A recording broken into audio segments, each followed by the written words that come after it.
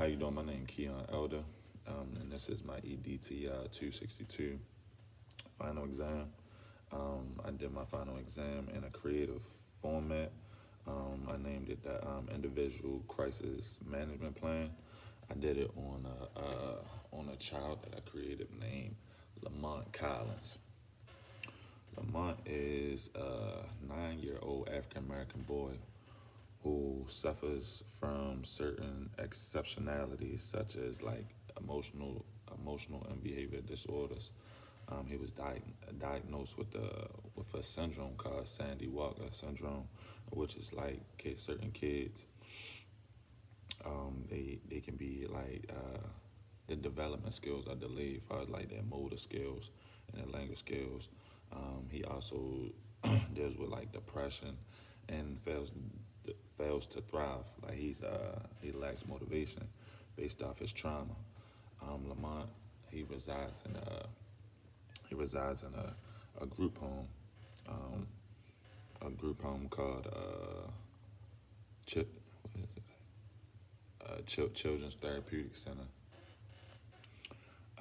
where he receives services to help like with coping skills, that can get him because he's very angry. He's a very angry and aggressive young man. Um, he get the services of helping with his coping skills, coping skills, social skills, working in groups, learning ways to like express his emotions, uh, and also he has certain sessions and as far as like pertaining to school as well because he lacks certain skills. Like he knows how to use words, but yeah, he doesn't know how to like spell them and like identify them. Potential triggers, triggers of Lamont is he's triggered by a simple statement of being told no, he can't have something. Academic work is difficult for him. Even so, like he needs a lot of help and services from the teachers, and like that's why he has to be in like a classroom with a classroom setting with with not only like the primary teacher but also a TA, and also I think a one-on-one would possibly help him as well.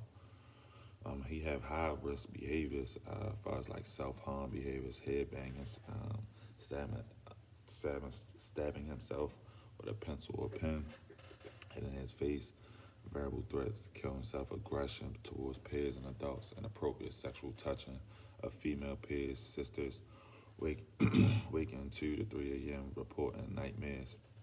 And all these, no, excuse me, and all these risks basically come from like the trauma he suffered from home and stuff that's not even being reported to us or being documented. So he's a young boy just dealing with um, adult adult problems. Um, he's not your normal 9-year-old. Um, Behaviors that the child likes. He likes playing football, video games, listening to music, playing with cars, loves playing basketball, riding a ripstick, riding a ripstick, going to the pool and Legos, and just pretty much like working on like trying to be social with his friends or the kids that he reside with in the facility.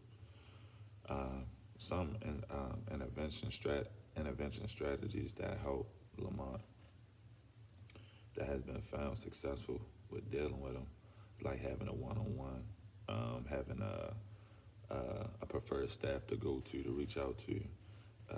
Staff needs to build a positive relationship with this young man in order to be able to like have that rapport and be able to understand his emotion and where he's coming from when he's upset, or understand what he's trying to say when he's trying to like when he's really having a tough time to express himself because he don't know what words to use.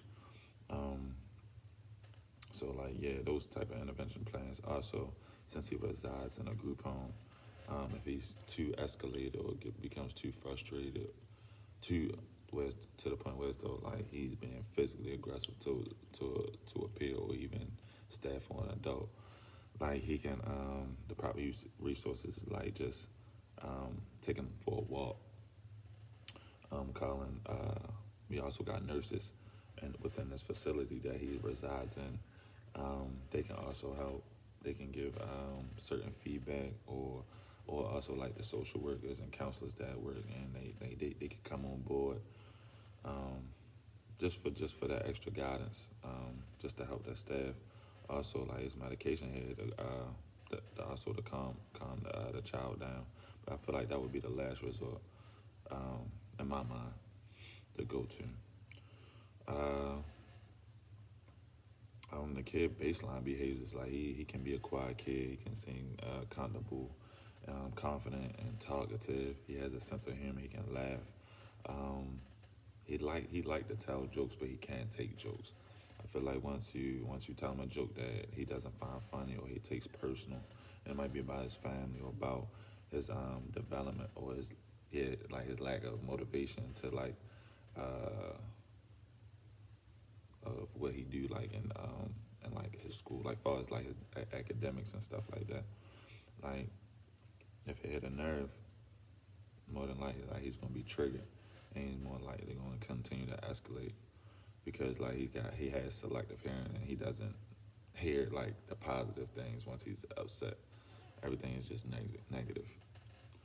The positive approaches I feel like residential staff and school staffs could take with him is like learn how to when he's escalated, like distract him by using redirection. Consider switching out neutral adults, which I mentioned earlier. Encourage the student to take space. That always works.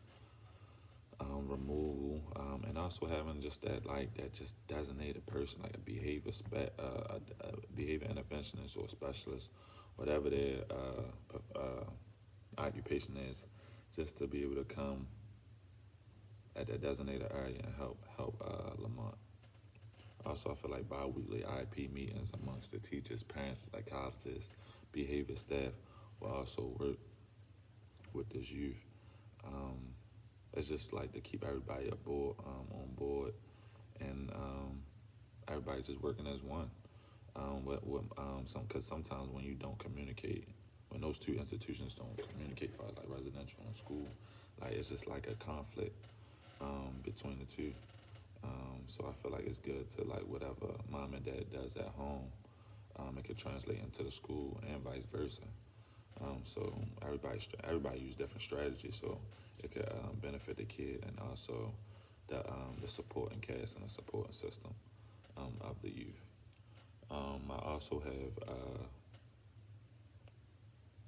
that's pretty much it as far as like my management plan. The way I broke it down is like I have his name. I created a date. I created like a unit, like a residential unit in the classroom that he would possibly be in.